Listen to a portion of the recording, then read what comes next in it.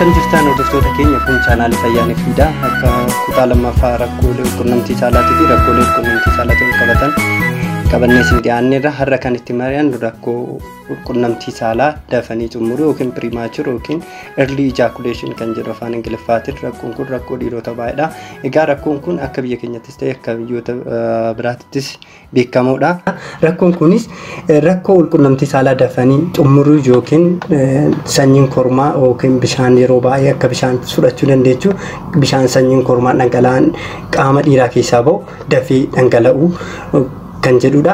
Egaa kana wajjin hanga barbaachisu fi namni tokko rakkoo qaba wajjin namni tokko quunnamtii saalaa raawwachuuf osoo jedhu quunnamtii saalaa akkuma eegaleen yeroo muraasa keessatti fi nama saalaa faallaa yookiin dubartiin hojirraa quunnamtii saalaa raawwannu sun fedhii ishee osoo hin guutamne yoo kan jiguu fi kan yeroo isaan eegganne yoo ta'e kanas yeroo baay'ee kan jedhamu maalidha yeroo baay'ee daqiiqaa tokko keessatti jechuudha quunnamtii saalaa eegallee qaamni saalaa dhiiraa akkuma qaama saalaa dubartii keessa seenin daqiiqaa tokko gaditti yookaan dhangala'u ta'e kun premature ejaculation yookiin early ejaculation akkasumas immoo rakkoo quunnamtii saalaa dafanii xumuruu kan jedhamudha jechuudha rakkoon kun.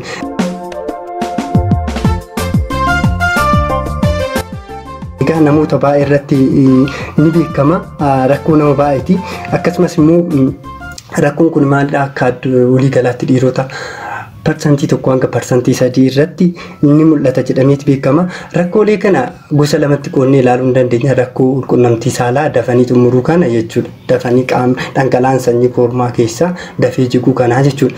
Tokkoffaa irratti gosoota lamatu jira jenneerra. Gosa tokkoffaan isaa jalqabumarra akkuma quunnamtii saalaa eegalanii kan nama wajjin turu yookiin afaan Ingiliffaatiin lifelong premature ejaculation jedhamu jechuudha. Quunnamtii saalaa guyyuma jalqabarraa jalqabne akkuma quunnamtii saalaa hojjennu akkasumatti guyyuma sanni akkuma nutti fufuu ta'e jechuudha. Yeroo quunnamtii saalaa hojjenna akkasumatti kan dhiisne yoo ta'e kan itti fufuu ta'e kun maal jedha lifelong yookiin gosa tokkoffaa kan jedhamudha yookiin primary kan jedhamu. Lammaffaan immoo acquired kan jedhamudha yeroo keessa jechuudha. Namoonni kun jalqabarratti waan akkanaa kan hin qabaniif jalqabarratti tureeti kan isaaniif jigu. Haa ta'uti malee yeroo keessa wanta akkanaa kun mudate dafee dhangala'aan sanyii kormaa kun kan jigu osoo daqiiqaa tokko gaditti kan jigu ta'e kun immoo acquired yookiin yeroo keessa namni kan argatudha jedhu.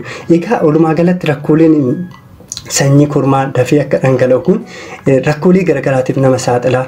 Jireenya hariiroo namoota jidduu jiran keessattis diigumsa ta'uu danda'a. Rakkooleen kanarraa ka'uun namatti dhufuu danda'a maali? Rakkooleen kun jechuudha dafee sanyiin kormaa yoo jige maalirraa fidu? Egaa akkuma beektan kana jalqaba irratti akkuma isin quunnamtii saalaa kan raawwatu fedhii namoota jidduutii fi gammachuun argamus kan namoota lachuuti.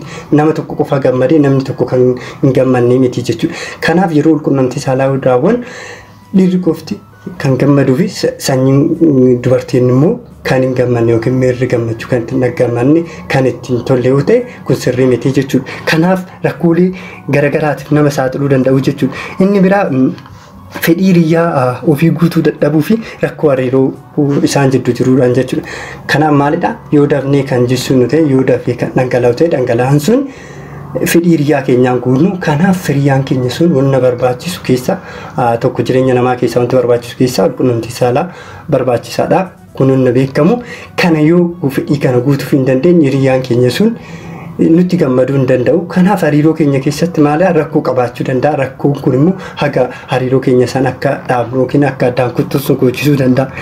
Jidduutti uumuu danda'a jechuudha rakkoon kun. Inni biraa yaadduu fi sodaa hin taaneef nama saaxila. Namni tokko fedhii namaan guutu jedha. Yoo quunnamtiin saalaa kan hojjetan fedhii dubartii guutuu erga hin dandeenye jedhee yaaduu danda'a, dhiphachuu danda'a, dubartiin sun na jibbiti jechuu danda'a. Kanaaf yaadduu fi dhiphina keessa galuu danda'a jechuudha. Sodaa keessa galuu jenna.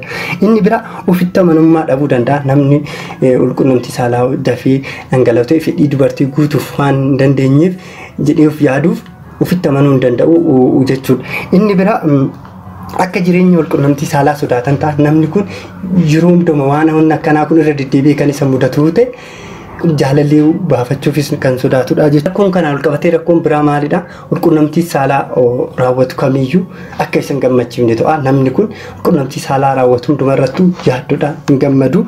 Kanaa jechuudha. Egaa rakkooleen kun akka rakkoon kun rakkoolee kanaaf nu saaxiluu danda'a. Go far away, cause of all the things people say. He wants to be with you, with you. He misses the love you crazy. He wants to be with you, with you. He misses the love you crazy. Ishu. Kottu kontu loo shantala, nakabsiste anu jaalala. Minna pindi wana mala, ansi mali wana. Kan ittaan sababoonni rakkoo kanaaf nama saaxilaman maalidha? Wantoonni kanaaf nama saaxilaman jedhamanii beekaman ni jiru jechuudha. Jalqaba irratti dhiphinnaa fi yaaddoo guddaan namoonni yeroo baay'ee dhiphinnaa fi yaaddoo keessa jiran rakkoo kanas qofa osoo hin ta'in rakkoolee fayyaa birootii fi rakkoo baay'eedhaaf kan saaxilamanidha. Kanaaf namoonni dhiphinnaa fi yaaddoo guddaa keessa jiran yeroo dhiiradhaaf kan dhiphatanii kan yaaddaan ta'e rakkoo kanaaf ni saaxilamuu jira. Inni lammaffaa rakkoo hariiroo jidduu jiru akkasumas immoo nama haaraa wajjin walqunnamtii saalaa kan raawwannu yoo ta'e yeroof walqunnamtii saalaa kan raawwannu yoo ta'e fakkeenyaaf nama hin beekne walqunnamtii saalaa kan raawwannu yoo ta'e rakkoon kun nama saaxiluu danda'a jechuudha. Yeroo hundumaafuu jechuudha hiriyaa dhaabbata walqunnamtii saalaa wajjin raawwanne kan hin qabne jedhe. Inni biraa fi inni guddaan jechuudha sadaffaa irratti kan jiru maalidha? Yaada hiriyaa koof fedhii hin guunne jedhanii yaaduu. Maaliif namoonni tokko akka qorannoon garaagaraa agarsiisutti fedhii hiriyaa kootii guutuu hin danda'u jedhanii kan dhiphatan yoo ta'e rakkoo kanaaf ni saaxilamu. Akka qorannoon agarsiisutti keessattuu namoonni waa'ee walqunnamtii saalaa fi faayidaa walqunnamtii saalaa akkasumas kanaan walqabatee warroonni beekan keessattuu warroonni barumsaan sadarkaa olaanaarra jiran maalidha waa'ee kanaa irra deddeebi'anii yaaduu ta'e jechuudha. Namoonni waa'ee kanaa dhiphatu yoo ta'e faayidaa isaa fi dubartiif fedhiin guunne jedhanii kan yaaduu ta'e rakkoo kanaaf saaxilamuu ni danda'u jechuudha. Inni biraa walqunnamtii saalaa kanaan dura godhanii kan hin beekne yoo ta'e walqunnamtii saalaa kanaan dura godhanii yoo hin beekne ta'e rakkoo kanaaf saaxilamuu ni danda'u jechuudha. Namoonni tokko walqunnamtii saalaa kanaan dura gochuu hin dandeenye ta'e yeroo walqunnamtii jalqabaaf kan godhan ta'e qaamni isaanii seensitiif jechuun si'aadha dafii dhangala'aa kana yookiin sanyii kormaa kana jisuuf kan sanyii kana jisuu danda'a jechuudha. Kanaaf inni biraa immoo osoo walqunnamtii saalaa hin raawwatin yeroo dheeraaf kan turre itti deemnu ta'e yeroo sanis jechuudha qaamni keenya maalidha yeroo dheeraaf walqunnamtii saalaa kan raawwanne yoo ta'e dafnee dhangala'aan sun akka jiru waan godhuuf kanaaf nu saaxiluu danda'a. Inni shanaffaan ilaalcha gadaanaa ofiif qabaachuu jedha. Ilaalcha gadaanaa ofiif qabaachuu maalidha? Aan walqunnamtii saalaa hin danda'u jedhanii of fudhachuu kun jechuudha hin barbaachisu. Kun maalidha? Namoonni akkasatti yaadan kun namoonni aan hin danda'u jedhan akkasuma keessa isaanii of amansiisan ta'e kana gochuufis hin danda'anii jechuudha. Of amansiisanii jiru waan ta'eef kana jechuudha. Namoonni aan hin danda'u jedhanii aan fedhii jaalallee kootii guutee hin danda'u jedhan ilaalcha gadaanaa ofii qaban yoo ta'e kan dhiphatan yoo ta'e walqunnamtii saalaa irratti rakkoon jiraachuu danda'a jechuudha. Rakkoo kanaaf saaxilamuu danda'a. Inni biraa akka jaaffaatiitti kan laalamu miirri cubbuu namatti dhagahamu yoo walqunnamtii saalaa wajjin akka cubbuutti kan laallu akka cubbuutti yoo kan laallu ta'e dafnee rakkoo kanaaf saaxilamuu dandeenya. Inni biraa sodaa namoonni tokko akkuma beektan sodaa saala faallatiif qaban torbaffaa irratti kan jiru jechuudha. Namoonni tokko akkuma beektan saala faallaa ofii dubbisuuf waasofsiisuuf baay'ee sodaatu. Wajjinis hariiroo gaggeessuuf ni sodaatu. Namoonni saala faallaa ta'ee fi dubartiitti dubbachuu sodaatan yeroo baay'ee rakkoo kanaaf saaxilamuu danda'u. Inni biraa tanaan salgaffaa irratti kan jiru maalidha?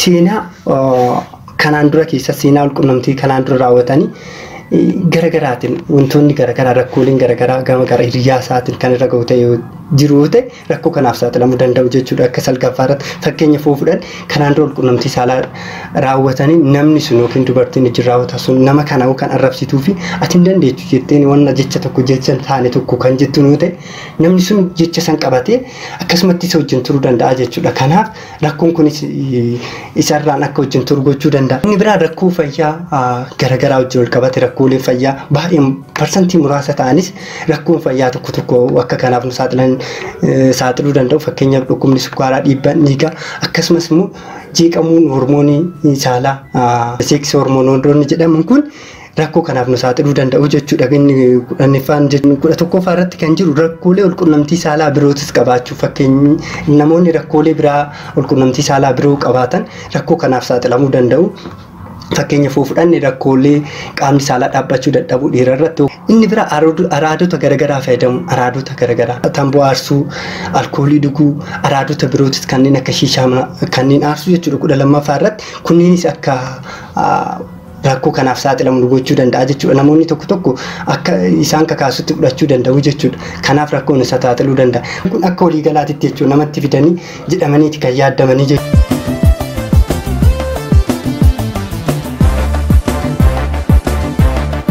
Egaa gara dhumaatitti yoo deemnu gara ittisaa fi yaala isaa yookiin gargaarsa ofiif gochuu dandeenya. Kuni namoota hundumaafuu barbaachisaadha. Namoota rakkoo kana qabaniifis rakkoota namoota kana hin qabneefis jechuudha. Egaa asirratti kaaniin hin barbaachisu akkuma beektan namoonni umriin keessan namoonni walqunnamtii saalaa raawwatan waan hundumaa ni beektu. Maal akka gochuu qabdan ifaan ni dubbannaa jechuudha. Kanarratti wanti isin kaanus hin jiru.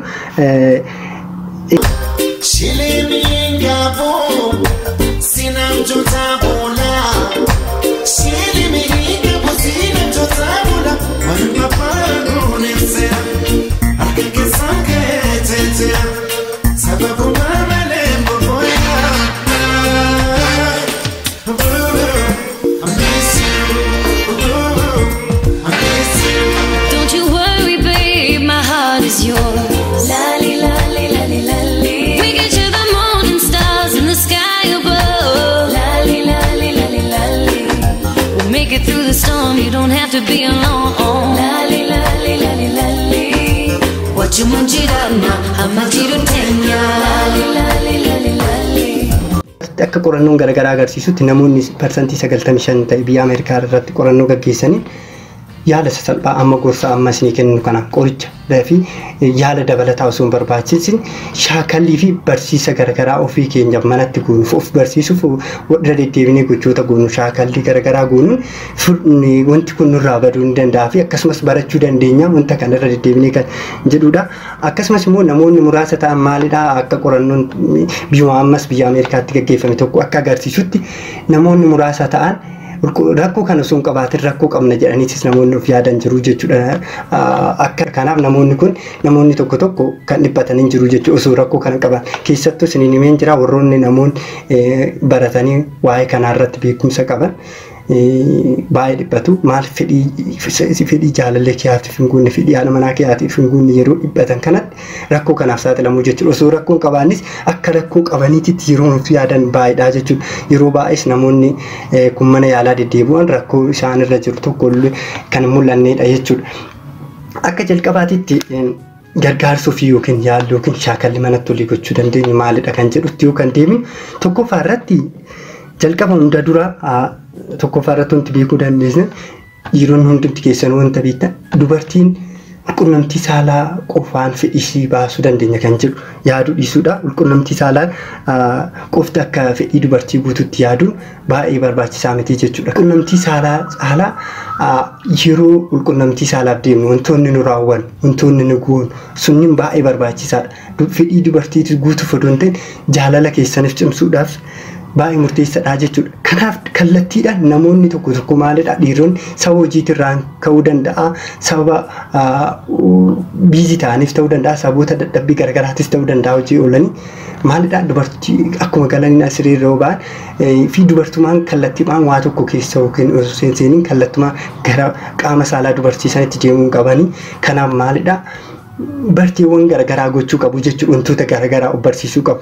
Kanaaf jechuudha isaan keessaa maalidha wantoonni gochuu qaban fakkeenyaaf wajjin taphachuu sirriirra ba'anii wajjin taphachuu osoo walqunnamtii saalaa raawwatin dhungachuu walitti ol qaqqabuu ol susukuumuu waliin haasa'uu kunneen hin beektu akkuma keessan yeroo wanta raawwatamu hin beektu jechuudha warroonni walqunnamtii saalaa eegaltanii jirtu. Kanaaf yeroo san miira si'aassaa ta'e miira nama si'eessu keessa ol galchuudha jechuudha. Miirri kun maalidha waan baay'eedhaaf gargaaraa jechuudha. Rakkoo kana ittisuufis qofa osoo hin ta'in amaloota kanas immoo irra deddeebinee of barsiisuu qabna. Of barsiisnu ta'e akka barteetti fudhannee wanta kana piraaktisuu kan goonuu kan irra deddeebinee yaallu ta'e ofumaa barreetti wanta kana raawwannaa jechuudha. Kuna gochuun maal fayyadame? Hariiroo keessan ni cimsa. jaalala keessan ni cimsa, walitti dhufeenya keessan ni cimsa. Namoonni yeroo baay'ee irra deddeebi'an wanta kana raawwatan maalidha? Hariiroon isaanii baay'ee cimaadha, jaalalli isaanii cimaadha, walitti dhufeenyi isaanii cimaadha, walii yaaduun isaanii cimaadha. Inni biraa maalidha? Yeroo kana akkana goonu kan yeroo baay'ee maalidha? Dubartiin jechuudha. Qaamni dubartiis ta'e sammuun dubartiitis qunnamtii saala akka qopheessuu fi sadarkaa dhumaatirra akka ga'u. Hunduu maalidha? Yeroo tokko darbeetis immoo qunnamtii saalaa yeruma isaan akka fidhatus gochuu ni dandeenya jechuudha. Qunnamtii saalatu osoo hin raawwatin jechuudha. Kanaan maala nu gargaaraa jechuudha. Akka jechuudha.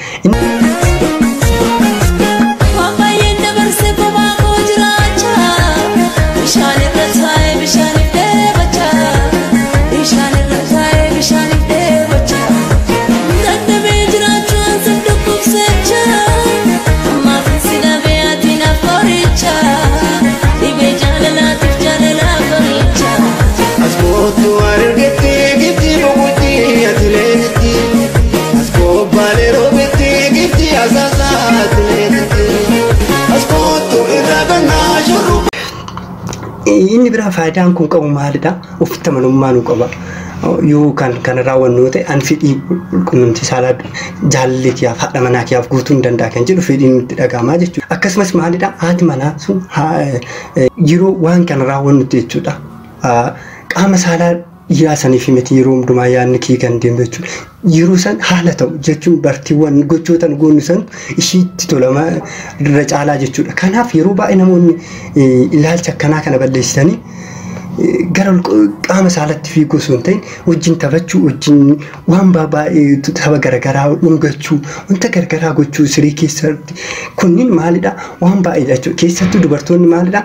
Qunnamtii saalaa caalaa kanaatu isaantu kan gammachiisu ta'uudha jechuudha. Kanaaf kana yeroo hundumaa gochuu akka hin daganne. Lammaffaa irratti maalidha? Wanti gochuu qabnu jechuudha. Lammaffaa irratti wanti gochuu hin daganne miira hin danda'u, miira yookiin mirri gadaantummaa nutti dhagahamuu qabu wanta hunda gochuun irratti jechuudha.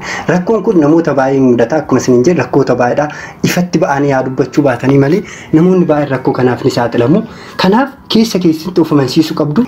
Sababni isaatis maalidha? Namoonni baay'een rakkoo kana akka qabaatanii fi yoo kan akkasitti kan of amansiisnu ta'e rakkoo kanaaf irra caalaa kan saaxilamaa deemnu waan ta'eef nan danda'a kan jedhu haala furmaata isaatti deemudha malee hin danda'u yookiin asheemdi ta'uu hin qabnu jechuudha. Waan kanatti dhiphachuu hin qabnu. Miira akkasii dhusanis of keessaa baasuu qabnaa jechuudha. Miira akkasii san keessaa yoo ba'an gara yaalatis gara shaakalaatis wantoota furmaatatti jedhamanii deemnaa jechuudha. Lammaffaa irratti miira gadaantummaa qunnamtii saalaa hin danda'u jedhu balleessuu.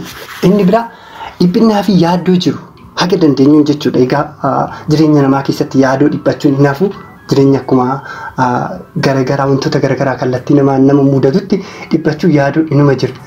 Yaa ta'uti malee jireenya keenya keessatti wantoota mudatan sirreessuudhaan yaadoo fi dhiphinna jiru haga ta'e balleessuudhaan fayyaa keenya kana qofa osoo hin ta'in akkuma dura isin hin jenne fayyaa biraatirras dhiphinni akka malee fi yaaddoon garmalee fayyaa keenya irratti rakkoo waan qabuuf dhiphinnaa fi yaaddoo jiru kana dhiphisuu fi fayyaa keenyaaf fayyaa qunnamtii saalaa keenyatiifis waan ta'uuf kanas haga ta'e hir'isuu qabna. Inni biraa egaa kanneen armaan olii kunniin baay'ee murteessaadha. Hundumti keessanuu waan gochuu dandeessanidha. Waatu jira anasiif wallaalee bare jaalalaan mufattee fagaachuun keenaaf gala onneetee matee seera ni beeka hin hafin arda kootu sin eega akka jaalalaa sun waatu jira kan duraan si hubee waatu. Inni biraa asii gaditti wanti isinitti himnu shaakalli wantoota isaa teeknikoota yookiin mala isinitti himnudha. Arfaffaa irratti isin itti barsiisuu dandeessan yookiin qaama walqunnamtii saalaa yoo dandeessan qaama saalaa keessan akkasumas sammuu keessan barsiisuu fi yeroo dheeraaf akka isin turu jechuudha. Sanyiin kormaa osoo hin jigin yeroo dheeraaf akka turuu dandeessan kan gochuu danda'an tokkoffaa teeknikii malli biraa yookiin teeknikiin jedhamu stop and start teeknikii wanti jedhan jiru jechuudha.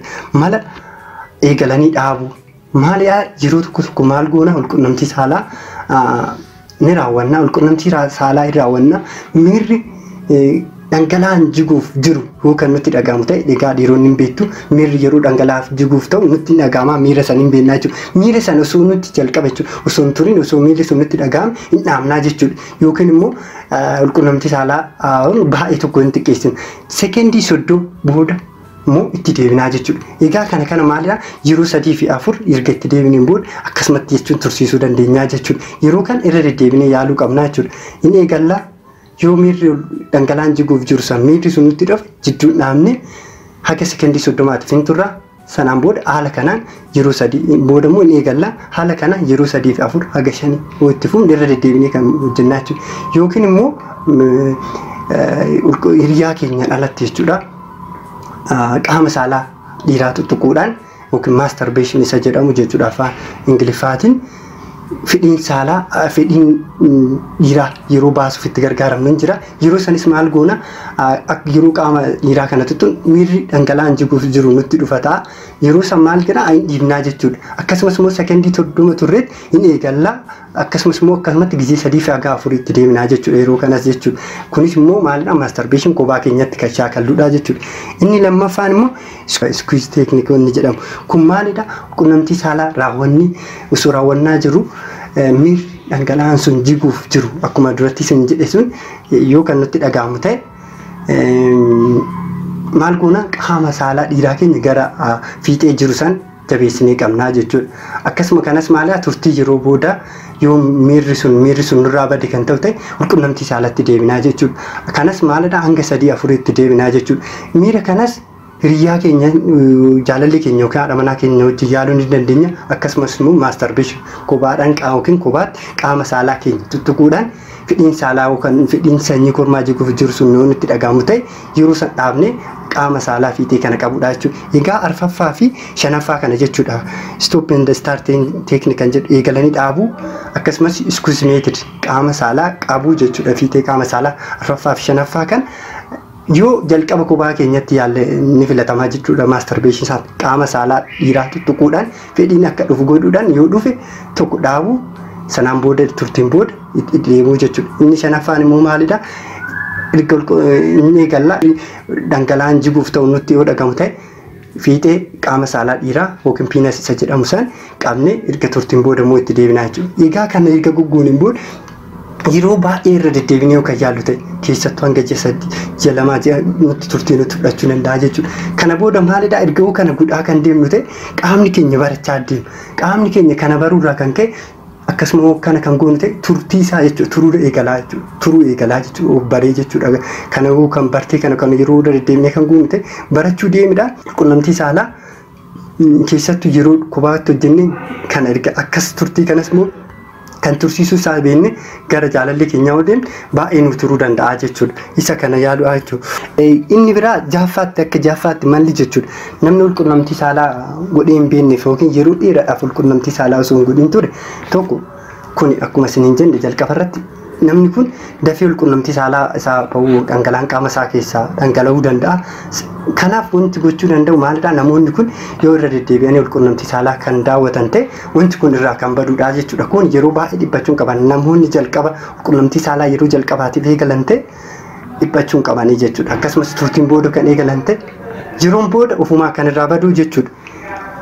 Inni biraa akka jaaffaatitti immoo akka torbafaatti kanu sochii qaamaa raawwachuu. Sochii qaamaa jechuun kana qofaaf osoo hin ta'in wantoota birootiifis waan nu gargaaruu danda'uuf sochii qaamaa gochuu qabna. Sochii qaamaa yoo kan goonu ta'e rakkoolee qunnamtii saalaa kana qofa osoo hin ta'inis rakkoolee qunnamtii saalaa ol qabatan rakkoo birootis irraa nurraa ittisuu danda'a jechuudha. Inni biraa nyaata madaalawaa fuduraa fi muduraa nyaachuun rakkoolee kanaaf qofa osoo hin ta'in rakkoolee fayyaa birootiifis akka hin saaxilamne nu godhaa jechuudha. Kanaaf nyaata madaalawaa nyaachuun barbaachisaadha yeroo hundumaa jechuudha. Inni biraa akka kunnaffaatitti kondoomii fayyadamu. Yeroo tokko maalidha kondoomii yoo kan fayyadamu ta'e miirri si'aayina qaama saalaa dhiirarra jiru hin hir'ata jedhamee yaadamaa jechuudha. Yeroo kanas hanga tokko tursiisuu danda'a namoonni qunnamtii saalaa yeroo dafee kan itti dhufu jechuudha. Akka waliigalaatitti inni dhumarratti jechuudha wanni isin dabarsuu qabnu obsa gaafata turtii shaakalli yeroo dheeraa gaafachuu danda'a. Kana obsaan waan kan hordofuun waan kana irra deebi'anii shaakaluun yeroo keessa akka qaamonni kun irraa baduu danda'u gochuudha jechuudha. Dhumarratti immoo namoonni akka waliigalaatitti rakkoon kun maalidha? Rakkoon kun rakkoo keessan qofa akka hin taane rakkoo biraatis akka ta'e beekuu qabdu. Egaa rakkoolee kanaa wajjin wal qabatanis dubartii ta'uu dhiira qofarra duun ta'in dubartii irras kan ga'uudhaan rakkoo kanarraan ka'uudhaan kanaaf gargaarsa haadha manaatis hin barbaadu gargaarsa jaalalleewwanis hin barbaadu kanaaf jaalalleewwan lachuu waliin ta'anii waan kallattii danda'amin haala ammas hin jenne kanaan isaan lachuu wal jajjabeessanii rakkoo kana furuudhaan walii hariiroo isaanii gaarii ta'e jireenya isaa fooyya'aa ta'e jireenya gammachuu ta'e jireenya walitti dhufeenya isaanii nama gammachiisu wajjin jiraachuu danda'u kana dirqama qabu jechuudha. Saalirachuu abbaan manaa haadha manaa jaalalleewwan isa durbaas ta'e isa dhiiraa jechuudha kan akka gootanidha. Dhumarratti carraa gaarii isin hin jennaa kana gootanii jiraatan akka waan gaarii argattan akka isin fooyya'uun abdiin qabna. Kan hundumaa immoo gootanii yoo kan dandeenye ta'e gara ogeessa yaalaa deemuu ni dandeessu. Yeroo baay'ee garuu wantootuma amma isin hin jenne kana raawwachuudhaan fooyyessuun ni danda'ama. Kan nama muraasa qofatu immoo yaala dabalataa rakkoolee fayyaa biroo kan qaban ta'e yaala dabalataa barbaadu mana yaalaa deemuu ni dandeessu isin hin jenna. Anadhaaf qabannee isin dhiyaanne kanuma yeroo biraatiif mafaa rakkoolee walqunnamtii saalaatiin wal qabatan kanneen dhukkubbii yeroo walqunnamtii saalaa fi kanneen birootis qabannee isin dhiyaanna. Fayyaa ta'a fayyaan uummata keenya galatooma. Jaalala walirraa hin sodaatin hin fagaatin narraa.